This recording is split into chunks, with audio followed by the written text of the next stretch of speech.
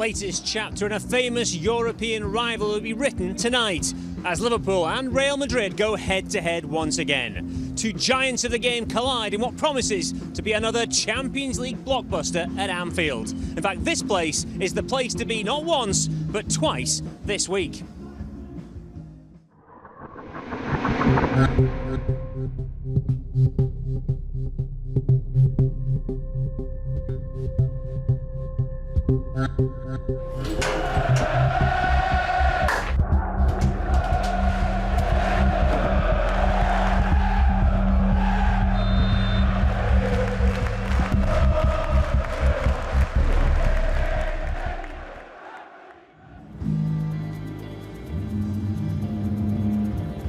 City to come on Sunday, but tonight this famous old ground awaits another one of those oh-so-special European nights under the lights, and a fixture only the Champions League can deliver.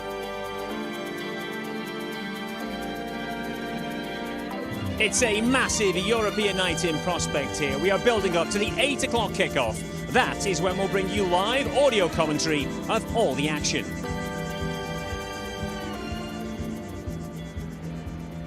Good evening and welcome to Matchday Live. Phil Thompson, Jay Spearinger with me, soaking up the atmosphere here above Paisley School. We'll hear from the boys in just a second, but first let's head inside to Peter McDowell to get details of Liverpool's starting lineup.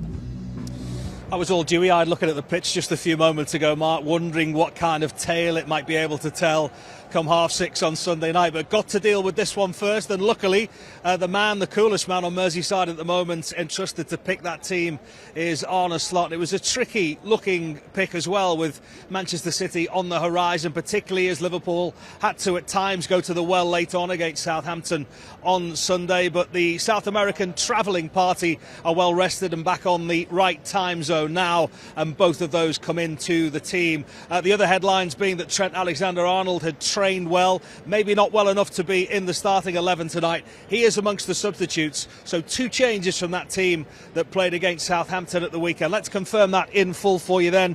And Kevin Kelleher, of course, in goal.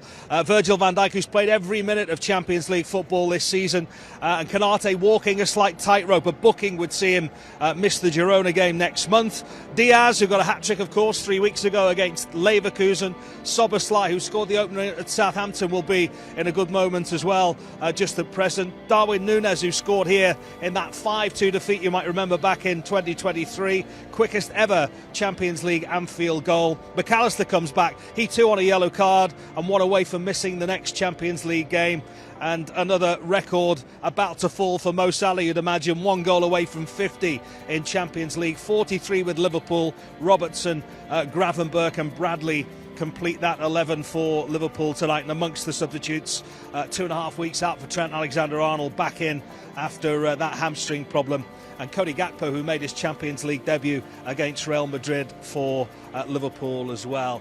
It's such an iconic fixture, this. It's what you'll be talking about, of course, for the next hour or so. Alan Kennedy in 81, the near misses in 2018 and 2022. I think we'd all settle not to see Real Madrid again after tonight, though, if we are to be there on May 31st in Munich.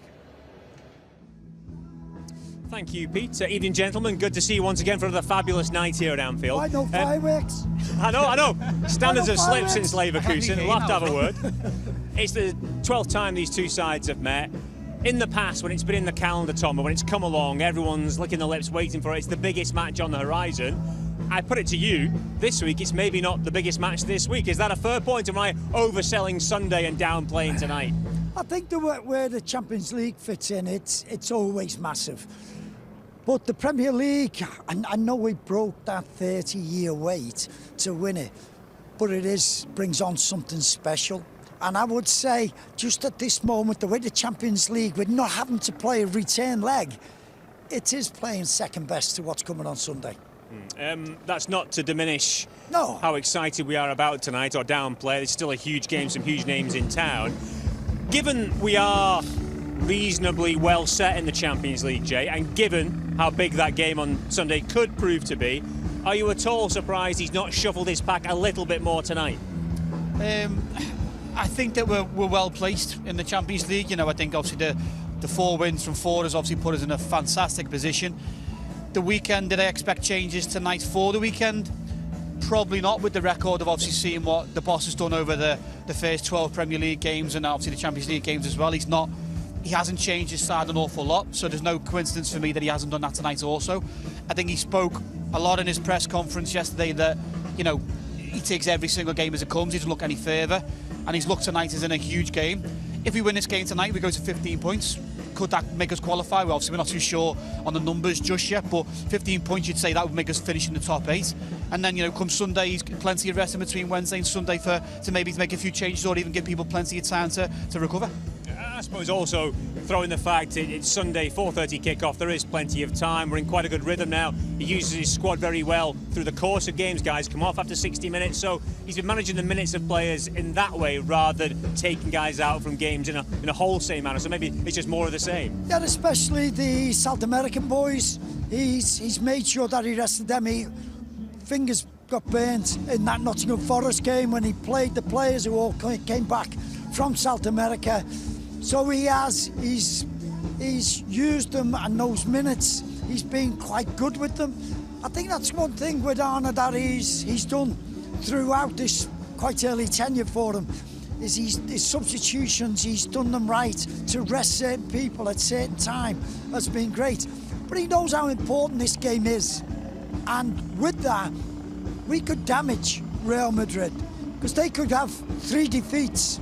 They could end up going into the playoffs with this. But the flip side to that is, we always said at the start, not knowing about this Champions League, is that 5 wins could more or less guarantee you into the next phase. So with that, he'll then be able he's got like 3 games to rest everybody. And Jay, for all my talk of sort of focusing on City, it's Real Madrid. We owe them one, let's be frank, for recent years. Well, we owe them a few. And on top of that, if you're the manager, you're the players, you wouldn't mind getting Real Madrid scalp on one of your wins. You wouldn't mind having that to your CV. No, do you know what? And to be honest, I don't think, knowing that Real Madrid are coming to town, I don't think any of these players would have wanted to be rested. You know what I mean? That's the point back to it, where they want to play. They want to play in this game. It's one of the biggest games on the calendar. You know, when the draw was made, everybody looked at Real Madrid, everybody looked at Leverkusen at home. But tonight, over the history of the two teams have got as well, you know, we owe them one, of course we do. The history of these games, you know, there've been finals and finals over the years that these two have been playing in, and Liverpool want to be playing in these games, players want to be playing these games, and, you know, what a special night it could turn out to be. Yeah, it's a big night. Big nights call for the big players. Mo Salah is the man making the headlines at the moment for a whole host of reasons. Let's focus on what he did on the pitch at the weekend. His contribution was key, was decisive, and exactly what we've come to expect, not just across this season, but generally through his Liverpool career. Well, it is. It's great. I marvelled at his physique when he took his shirt off. I think we were almost. I'm sure you're quite similar. No, but that was you back in the day, wasn't it? But I thought to myself, my goodness, and that's what we say about this guy's fitness. He was so ripped, but then you look at him, so he is still producing assists, goals, vital times, and he can be having a quiet game, but he always can do something special. He's that one player that we look at throughout our squad who has that little bit of a magic touch. And at the weekend, it was that. I know one of them's a penalty, but my goodness, didn't he put it away sort of with great confidence? And the guy's just a special person. And as long may it continue, he's just been terrific. Yeah, and the game, when he makes his intervention, Jay, was at a finely balanced point. It was the point when it was getting a little bit ragged, Southampton having more joy, making more opportunities, threatening more, then he goes and does this, and it changes the direction of the match. He always seems to be the one that steps up and when times are needed to be counted. You know, like you just say, the game was maybe slowing down. You know, the Liverpool fans maybe started to get a little bit edgy. We had a lot more of the ball. I know, and when Southampton went 2-1 up, were they happy to sit on that, defend, go into a low block? It was probably difficult for us to break us down, but a fantastic ball by someone else who's in form, Gravenberg. Fantastic ball over the top, and, you know, the keeper makes a decision, but the pace and the power from Mo Salah to intercept and obviously get the goal. And then, you know, for me, the penalty, it's a no-brainer. He's going to finish it. You see him day in, day out after training, finishing penalties and practicing. I'm not sure his touch was the best in the world. I know there was counts, about it. Exactly, it counts. Because I went like that, I went, oh, and he touched it and he went, we should have go after this one. Is he going to cross the line? But it's just something, it's his movement. At times, he makes other players' minds up. Ryan, it shapes up to take that ball, and he just he scalps it a little bit and mows off and on it, and that's what catches the goalkeeper. Everybody was complaining about him, but because they were flighted the ball and Mo was on his way. It's a terrific goal at a vital time. Even Arne said after the game, at that point when we scored, he said, we never really looked like scoring. So you're quite right, it changed the game. Changed the game, and that also changed the narrative coming into this week. If we had dropped points down at Southampton, the bottom side, who've struggled so far this season, all of a sudden everyone's mood is damaged going into this doubleheader. But now, people are flying. People can't wait for these two games. Yeah, I agree. And also, you know, especially what happened on Saturday night as well to City, I felt going into the Southampton game that we were probably under a little bit more pressure. Again, you know, like you say, Southampton being bottom of the league, of course, but with City losing, it kind of put a little bit of added pressure on us to go and win. And like you say, coming into this week now, if you'd gone Southampton and not picked up the 3 points or come back the way that we did, it would have made a little bit nervous, but also we would have been still in control of the situation that we are in now. In a very good position just now. Long may that continue. Let's hope it continues tonight, first and foremost. Okay, let's head back inside Anfield now, where Pete is standing by with the details of the Real Madrid side that Carlo Ancelotti has gone with this evening. Pete. Well, it's a Real Madrid team, Mark, that have suffered on occasions, but there is that fear amongst the rest of Europe that they're about to get back to their old selves again. 2 wins out of the last two clean sheets, and now just 4 points off the top of the La Liga table with a game in hand on Barcelona as well. So they will also point to the fact that they've had big injury problems, no bigger than, as you know, Vinicius Jr. missing this one tonight. They think that might be about 3 weeks, playing back-to-back games for Brazil and returning with a hamstring problem in his left leg. So he didn't make the flight at all to Merseyside. And just to really illustrate the point, he scored 12 goals and provided 8 assists already this season. So a big hole to fill where they are concerned, but they've had problems right across the back as well, and they've been begging, stealing and borrowing just to try and get a team out in recent weeks and rest some players that will be ready, of course, for this big game for them tonight. Let's take a look at their team in full then. Don't forget as well that Tchouaméni, Alaba, Rodrigo, Carvajal, Militao, all been missing for Real Madrid so far, but Ferland Mendy does return at left back. Their team, of course, is started all by Courtois. You'll have had nightmares about him, I'm sure. The one-man show in Paris back in 2022. He's played 13 times against Liverpool, not lost in the last 8. Valverde, it looks as though, will continue in that full-back position. Asensio, Rudiger with great experience, and then Mendy, like I say, in at left-back for Garcia, given the weekend off to be ready for this. Then it's Camavinga, only just working his way back. He will probably not be back to full match fitness yet. Bellingham, will he play in that midfield? Will he play a little bit further up? He was on the score sheet at the weekend. Gula, only his 3rd start of the season at the weekend as well. And then Modric, who's played 15 times against Liverpool in his career. 6 Champions League wins with Real Madrid, who captains them tonight. Brahim Diaz is the man that gets the nod to fill Vinicius' shoes. He scored here for AC Milan back in 2021. And Mbappe, 9 goals this season, went 4 without one till the weekend, but played out on the left. He might be there again tonight. That is the Real Madrid 11 for tonight. They're 18th out of the 36 teams, which is foreign territory for them. If they are to have some kind of fairy tale ending, they need to improve quickly at the most inhospitable of venues this evening.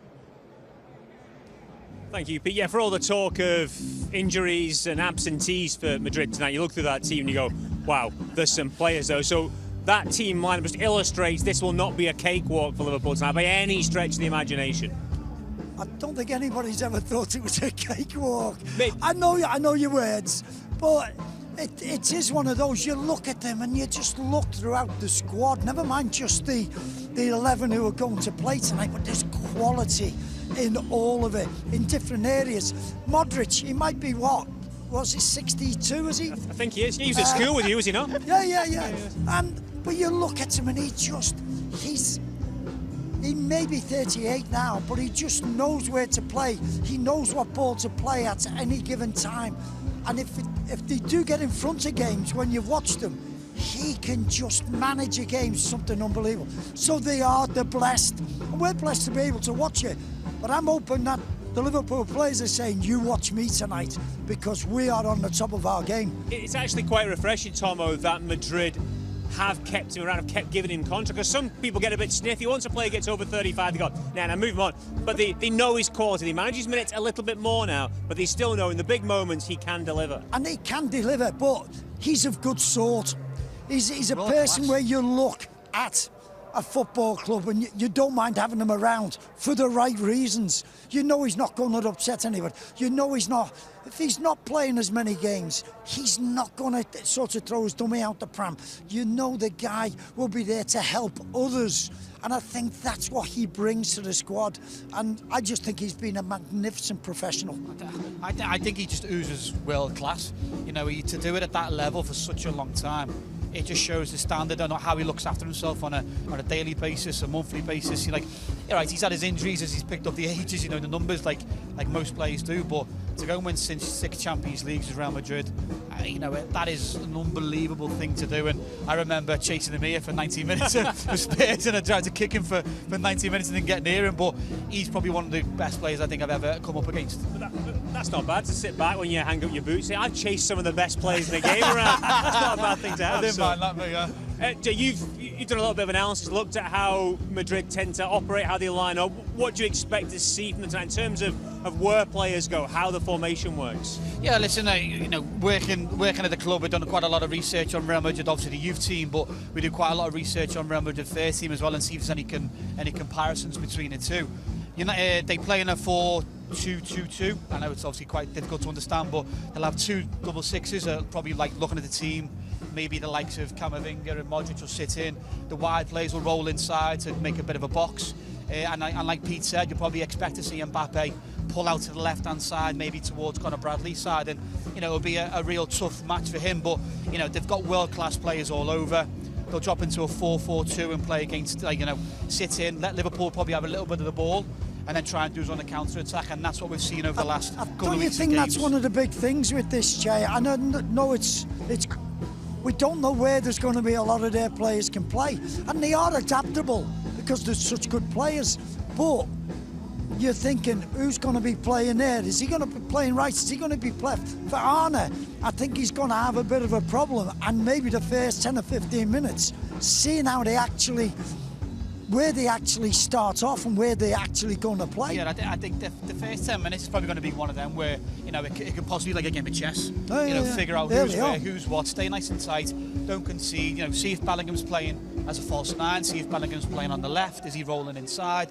There's different loads of ways that Real Madrid has done before, so there's plenty of different options as well. Kylian Mbappe is the big name, I guess, or one of the big names this Madrid side. 9 goals so far this season. He's not been electric since he's moved from Paris, but could tonight actually maybe fall in their favour because he might get to play where he wants to be. At the moment, he's having to shift inside because normally Vinny Jr.'s in his left wide position where he likes to play. Tonight, he doesn't have that barrier. Yeah, I think Vinny Jr. has probably said to them when he's came in, look, this is my position. I don't care if it's Kylian Mbappe. It can be anybody. It can be Ronaldo, Messi. He says this is where I play. So he's done that, and maybe he won't be doing anything at the moment. He won't be sort of getting upset. It might do long term, and that's what might upset the dressing room a little bit. But he will be happy that he's gone on the left side. That's where he likes to do all his damage. So it'll be interesting to see him setting out there. He could actually start down the middle because, you're looking at the team and that's what I was saying before, you don't really know where they're all going to start out. But we would imagine he would start off on the left. If he doesn't start through the middle, it looks like that Jude very well may do. He was superb in his debut season in Spain, broke the 20-goal barrier across all competitions. This season, not quite as effective. Is that because he's playing a little bit deeper? Maybe tonight he'll be freed up a bit more? Yeah, that first season that he went to Real Madrid, that he had the big price tag on him as well, but playing as a false 9, that's where he got over his 20 goals, like you just said. He's a fantastic player for Real Madrid and for his country, England, and he's got that flexibility of where he can play deeper. He can play in the 9, he can play wide. You know, we've seen him, obviously the research that we've done, he was playing left wing and then roll inside the pitch to leave the space for Vinicius Junior to be on one-on-one down the side. So he's a flexible player, he can play in many positions, and he must be an absolutely brilliant one for Carlo Ancelotti to work with. I would wind him up because he's got that little, honestly, he can snap, and he can snap very, very quickly, and he can change. And I just think if we get about them and sort of make life very difficult for them, we can see a different side to him. He is a fantastic player. I do believe he's got to get back to the basics of what he was doing last year. And that's what made him such a special footballer at Dortmund and going to Real Madrid. It's one of the best things about him, Tomo, just his belief in the fact that he belongs at this stage. And he has done from day one, pretty much. He never looks overawed by an occasion or a situation within a game. I seen his press conference, and it was quite humbling, to be perfectly honest. And I thought, well, fair play to you. And he was there and saying all the things that he's done, and to come to this football club, and it was special. So he does have that great belief. But for him to say he's go from Dortmund and going, it's not about you lads, and that's why it's such a special season. And he upstaged even Vinny Junior, and that's what was so good about him. As you said, I don't think he's been as good at the start of this season. Maybe it's been a little bit difficult for them because they have, as you mentioned, a lot of injuries. Yeah, a big player though, and could deliver on the big stage tonight. We'll have to be wary of him. Okay, a time to pause here for the moment and head back inside to Steve Hunter. We'll have John Aldridge alongside him later on, but they can't wait for it all to get underway. It is, Steve, a huge night here at Anfield. Thank you so much, Mark, my friend. Yes, what a night it promises to be, isn't it? You know, with the extra fans and the extra fan power in that Anfield Road stand, which I can see adjacent to our commentary position on the 6th floor main stand. This is what Anfield's all about, isn't it? These wonderful nights under the floodlights. Something special always does seem to happen. There's been so many of them over the years, isn't it? And we'll all have our favourite one, and there's no doubt about it. There's so many, isn't it? And that's what's the beauty of it here. Of course, the last time we played Real Madrid, we found a Madrid goalkeeper, Courtois, having the game of his life, but sadly the football is really secondary, isn't it, to what happened with those awful incidents going on before the game. So enough of that, but let's focus. Let's look back actually to some great action. You'll like this. Let's go back to March 2009. And this was some week. If this week we've got City coming up is just as good as this week, then we could be in for a treat, because we scored 8 goals against Real Madrid and Manchester United. First up was Real Madrid, of course. Fernando Torres scored, Stevie G scored 2, and then coming up we're going to see Andrea De Sena. Yes, remember him? Where were you when De Sena scored? Well, he was on fire, the Italian. I tell you, he scored in this one against Real Madrid. And then he scored at Old Trafford a few days later when we won 4-1, remembering Fabio Aurelio, that stunning free kick, Stevie G kissing the camera. But that night at Anfield, I also remember it very fondly from a guy I used to commentate on, who's still a great friend of mine now, who's downside on the pitch side. Jay Spearing, one of our very own, came on for Steven Gerrard after 73 minutes, and the ovation he got from the Kop was incredible. They were singing his name and he was full of confidence. I know Jay will never ever forget that. And of course the King of Kirby, Phil Thompson, who made the Falcon pub in Kirby very, very famous. I'm sure Mark might ask him about that very shortly, with 81 against Real Madrid when he proudly lifted old big ears. That'd be nice to do that once again, wouldn't it? Really looking forward to this one. As always, going to be a great night. Mark, it's all yours, my friend. Thank you, Steve. You had the boys tearing up down here with those trips down memory lane. Oh, that was lovely. I like that. I was buzzing, like, he was crying. Get the big red book. I said, this is your life. Well, more of that heartwarming content to come with us in the course of the evening. It is, though, time now to leave our viewers on social media. If you're watching this and aren't yet a subscriber to LFC TV, you can find the details of how to sign up online. Go to liverpoolfc.com/watch. Coming up in the rest of our pre-match show, though, if you are staying with us, we'll look ahead to the game with both managers, as well as hear from Andy Robertson and Jude Bellingham. As mentioned, John Aldridge will be on the mic alongside Steve Hunter. They'll be with you just before 8. Then, after full-time, we are back with you until 11 o'clock to look back at tonight's game. That post-match show will also be available to listen to in the Reaction Podcast too. That is our official club podcast platform. And you can watch the full game on LFC TV from midnight tonight if you want to relive the action. Okay, we're heading to a break just now, but if you are sticking with us, coming up, we'll hear from both managers as well as Andy Robertson and Jude Bellingham. Wow, names. That's because it's a big one. It's Liverpool against Real Madrid in the Champions League. We're back soon.